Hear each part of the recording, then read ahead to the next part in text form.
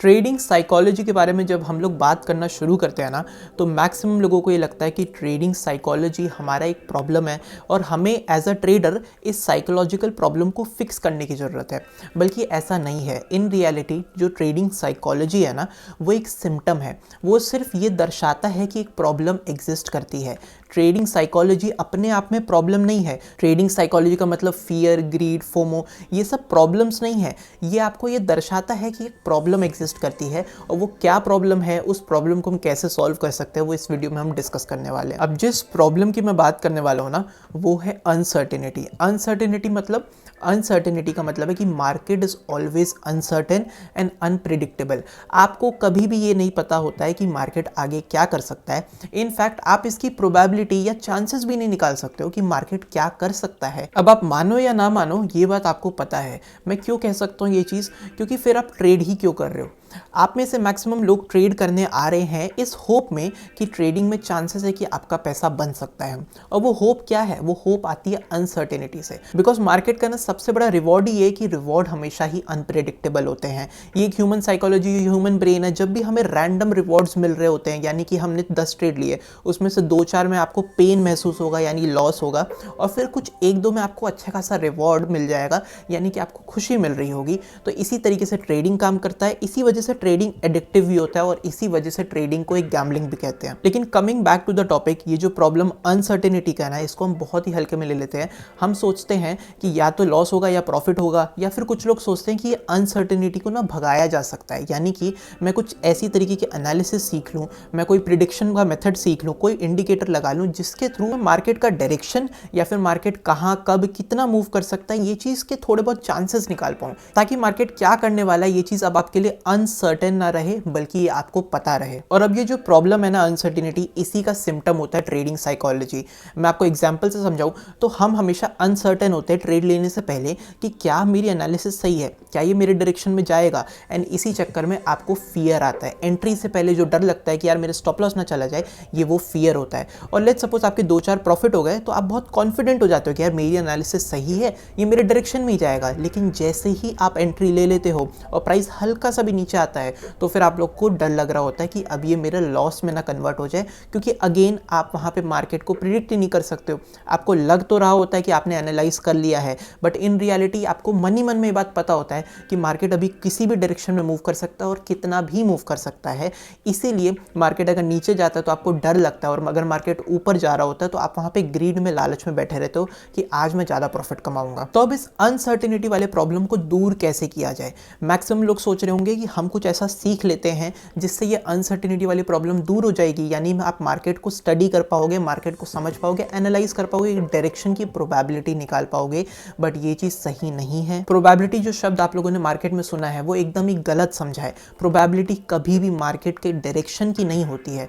Probability का मतलब ये होता है कि अगर आप एक ही सिस्टम बार बार रिपीट करोगे, तो चांसेस हैं कि अगर वो सिस्टम प्रॉफिटेबल है तो वो सिस्टम की प्रोबेबिलिटी शायद आपके फेवर में काम करने लग जाए। अब ये चीज़ मैंने एक लाइन में बोल दी है, लेकिन इसमें सबसे ज़्यादा इंपॉर्टेंट बात है एक ही सिस्टम बार बार रिपीट करना। यानी कि फिक्स स्ट्रैटेजी जिसे आप कभी भी चेंज नहीं कर रहे हो, उसे कहते हैं एक सिस्टम। एंड इसका सबसे बड़ा प्रूफ है एल्गो ट्रेडिंग इज प्रॉफिटेबल।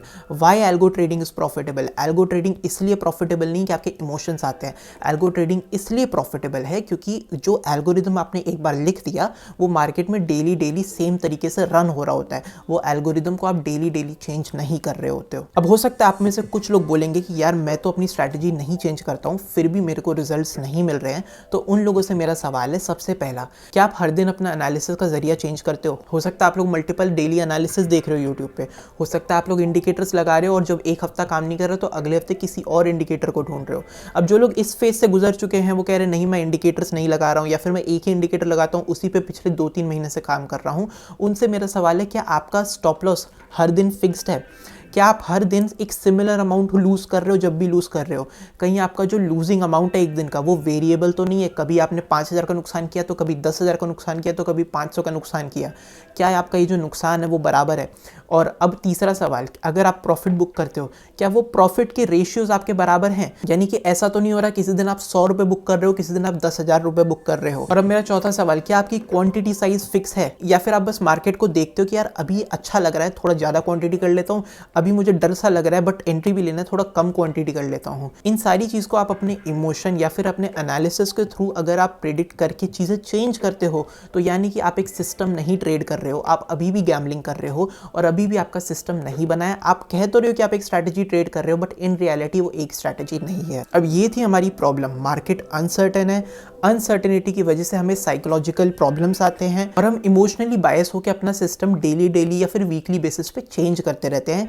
इसके वजह से हम कोई भी एक सिस्टम को रिपीट नहीं कर पाते हैं और जब हम उसे रिपीट नहीं कर पाते तो वो हमारा प्रॉफिटेबिलिटी में कन्वर्ट नहीं हो पाता है। अब इसके सोल्यूशन के बारे में बात करते हैं and solution is very simple, make a system. Make a system कैसे? मेक अ सिस्टम अपने दिमाग में नहीं, मेक अ सिस्टम अपनी सोच में नहीं, मेक अ सिस्टम नंबर्स में, डेटा में और कैलकुलेशंस में। और ये जो डेटा है, इस डेटा से मेरा क्या मतलब है? इसका मतलब एंट्री एग्जिट का समय, एंट्री एग्जिट का प्राइस, एंट्री एग्जिट का रीजन, क्या आपने रूल फॉलो करा या नहीं, क्या आपने कोई एंट्री फियर में आके मिस तो नहीं कर दिया, क्या आपने एग्जिट कभी फियर में आके तो नहीं किया, या फिर आपने कोई कभी लंबा तो नहीं होल्ड कर लिया। ये सारी ही चीज़ ना इस डेटा में प्रेजेंट होना चाहिए और ये काम पेन और पेपर का है ही नहीं।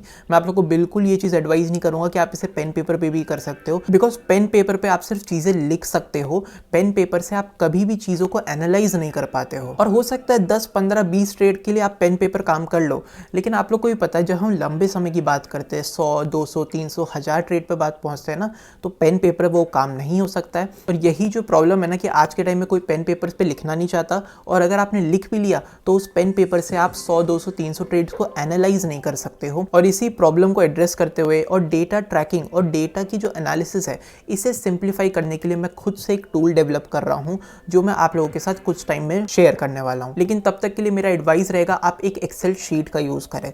मैं जानता हूँ कि एक्सेल शीट स्टार्टिंग में यूज़ करना थोड़ा सा डिफिकल्ट हो सकता है, बहुत सारे लोग को नहीं आता, लेकिन इस पर आप अपना थोड़ा सा समय दें, आधा घंटा, 1 घंटा, थोड़ा बहुत आप समय देंगे डेली का, अगर 10-15 मिनट भी इसमें चला गया ना तो भी आपका ट्रेडिंग बहुत हद तक सॉर्ट हो जाएगा। क्यों? क्योंकि फिर आप एनालाइज कर पाओगे कि क्या गड़बड़ हो रही है, क्या आप सुबह के समय जो एंट्री ले रहे हो क्या आपको वो लॉसेस दे रहा है, क्या जो ट्रेड्स आपने मिस किए फियर में आके, कहीं ऐसे तो नहीं वो बहुत ही प्रॉफिटेबल ट्रेड्स थे। जब भी आपने ग्रीड में आके जल्दी एग्जिट लिया है तो क्या वो आपके फेवर में काम किया या नहीं किया है। और ऐसा होता है ना, हम जरूर ये बात सोच रहे होते हैं कि यार लास्ट वीक मैंने ना जल्दी एग्जिट कर दिया था और प्राइस बहुत ऊपर चला गया था, लेकिन वो आपके दिमाग में क्या है? वो आपके दिमाग में सिर्फ पिछले 3 से 4 ट्रेड्स का रिजल्ट है। आप कभी भी पिछले 100 ट्रेड, 200 ट्रेड का नेट टू नेट क्या रिजल्ट है वो आप अपने दिमाग में स्टोर कर ही नहीं सकते हो, क्योंकि एज अ ह्यूमन ये एकदम ही अननेचुरल सी बात है। इसी वजह से जब हम डेटा बनाते हैं, जब हमारे पास 100-200 ट्रेड का एक मेंशन होता है कि मैंने एग्जिट किया ग्रीड में, एग्जिट किया ग्रीड में, एग्जिट किया ग्रीड में, और फिर अगर हम रिजल्ट निकाले तो हमें पता चलेगा कि मैं जो ग्रीड में एग्जिट कर रहा हूँ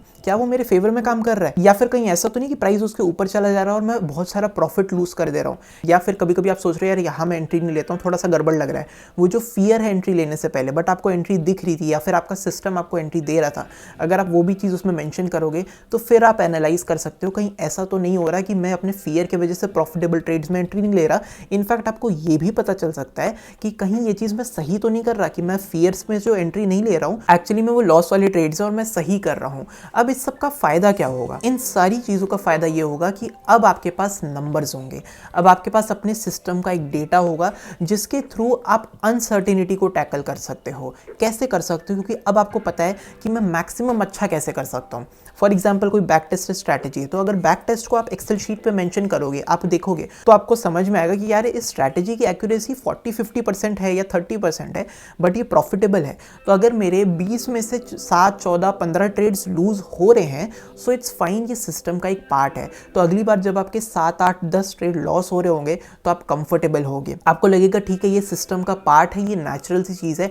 आप कभी भी 10-15 लॉसेस के बारे ये नहीं सोच रहे होगे कि मेरा सिस्टम खराब है, ये शायद काम ही नहीं कर रहा। अभी प्रॉब्लम क्या होती है ना कि आपको पता ही नहीं होता है कि आपके सिस्टम का पार्ट है या फिर आपसे कोई गलती हो रही है। ये आपको तभी पता चलेगा जब इन चीज़ों को आप डेली ट्रैक करोगे और over the weekend, over the month आप इन चीज़ों को एनालाइज करोगे कि आपके साथ हो क्या रहा है। दूसरा सबसे बड़ा फायदा ये होगा कि जब आप डेटा को ट्रैक करोगे तो आपको पता होगा कि जिस भी सिस्टम पे, जिस भी लॉजिक से आप ट्रेड कर रहे हो वो मैक्सिमम कितना प्रॉफिट जनरेट कर रहा है। तो उससे क्या होगा? उससे आपका ग्रीड कंट्रोल में रहेगा। आपको लगेगा यार लॉन्ग टर्म में ये इतना ही प्रॉफिट देता है तो मैं इतना ही एक्सपेक्ट करूंगा मार्केट से।